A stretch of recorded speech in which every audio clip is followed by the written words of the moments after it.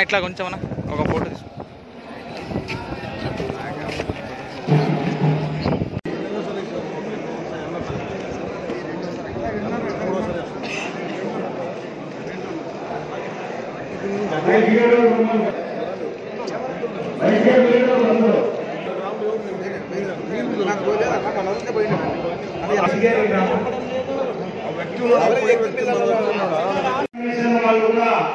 మూడు సార్లు ఎంక్వైరీ చేస్తాం. చేసిన తర్వాత డిలీట్ ఆప్షన్ లో మరి వాళ్ళు ఎగ్జిక్యూట్ చేస్తామని కమిషన్ 5,119 మందిని ఫారం 7లో డిలీట్ ఆప్షన్ కింద నమోదు చేసినారు.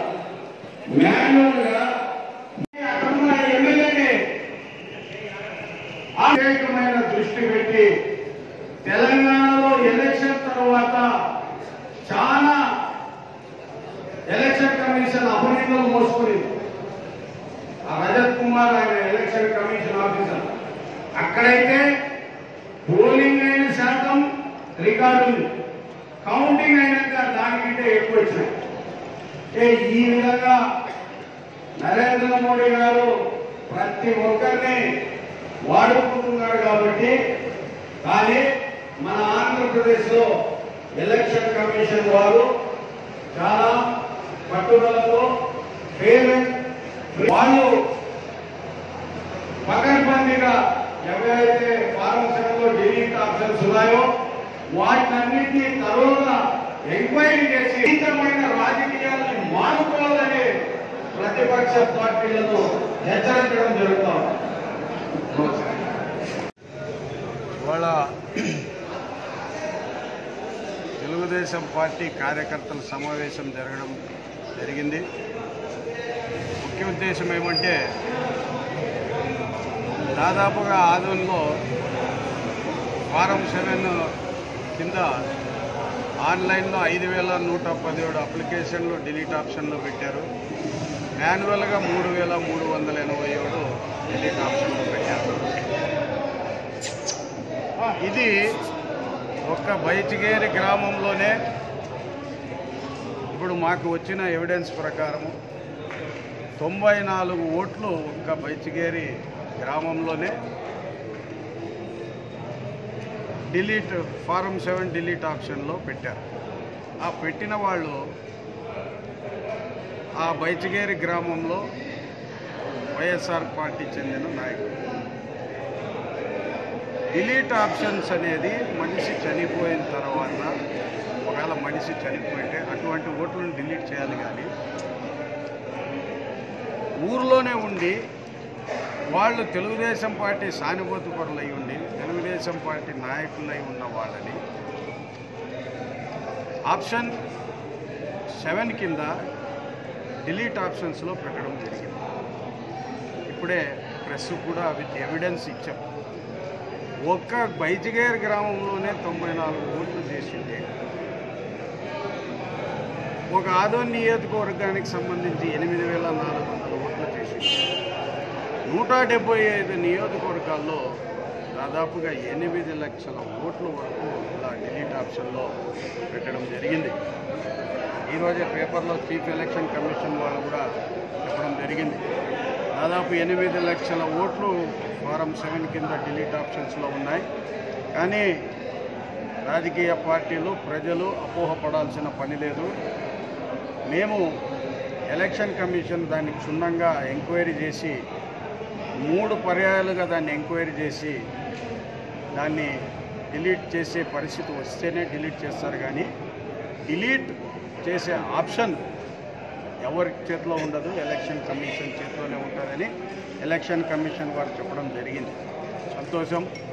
ఎలక్షన్ కమిషన్ వాళ్ళు మనకి ఫేర్ అండ్ ఫ్రీ పాలిటిక్స్ జరిపేదానికి అధికార యంత్రాంగం మొత్తం కృషి చేస్తారని నమ్ముతూ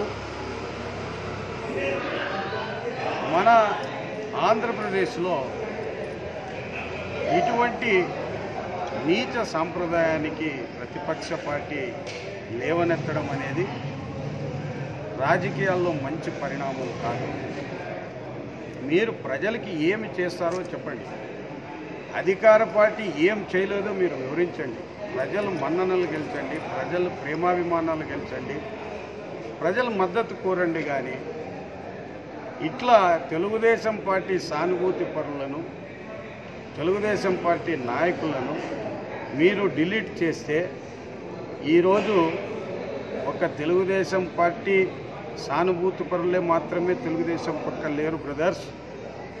ఎంతోమంది ఈరోజు వైఎస్ఆర్ పార్టీ సానుభూతి పరులు కూడా ఇవాళ సంక్షేమ కార్యక్రమాలు ఎన్నో అందాయి. మా గౌరవనీయులు ముఖ్యమంత్రి గారు ఇవ్వడం జరుగుతోంది. మీరు మా ఓట్లు డిలీట్ చేయాలని చూసినా ఎలక్షన్ కమిషన్ మిమ్మల్ని అడ్డుకుంటుంది.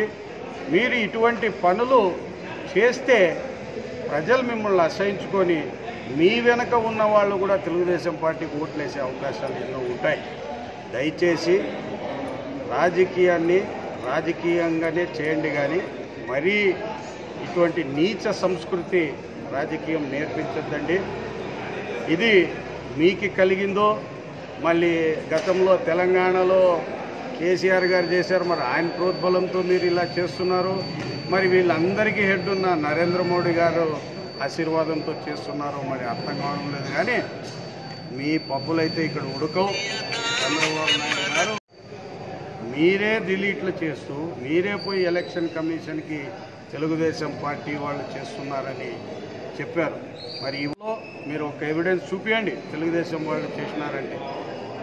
మీనాక్షి నాయుడు గారు ఎప్పుడు కూడా ఫేర్ అండ్ ఫ్రీ పాలిటిక్స్కి ఎంకరేజ్ చేస్తారు. డిలీట్ ఆప్షన్స్ చేయాలని చాలామంది ఎవరో కూడా మా నాయకులు వాళ్ళకి కౌన్సిలింగ్ ఇవ్వడం జరిగింది. ఇటువంటి పద్ధతి మంచిది కాదు. మీరు కొత్తగా ఓటర్లు నమోదు చేసేవాళ్ళది మీరు ఎవరిదైనా నమోదు చేయండి, మేము కూడా మీకు సహకరిస్తామని మా కార్యకర్తలకి నాయకులకి చెప్పడం జరిగింది. దయచేసి ఇటువంటి కార్యక్రమాలు మరలా చేయొద్దండి. చట్టం చాలా స్ట్రాంగ్గా ఉంది. ఇవాళ ఎంఆర్ఓ గారు కూడా పేపర్ స్టేట్మెంట్ ఇవ్వడం జరిగింది.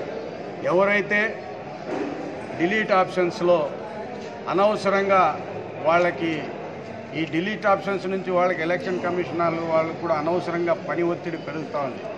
ఇటువంటి వాళ్ళు ఎవరైనా చేస్తే చట్ట ప్రకారంగా శిక్షకి అర్హులవుతారని చెప్పి మన ఎంఆర్ఓ గారు కూడా చెప్పడం జరిగింది. ఇప్పుడు ఆయన అధికారి చాలా ఫాస్ట్ ఉన్నారు, యంగ్. మన ఆధ్వర్యంలో ఎటువంటి అన్యాయం జరగదని గవర్నమెంట్ ఎలక్షన్ కమిషన్ వాళ్ళు ఖచ్చితంగా న్యాయం చేస్తారని ఆశిస్తున్నాం.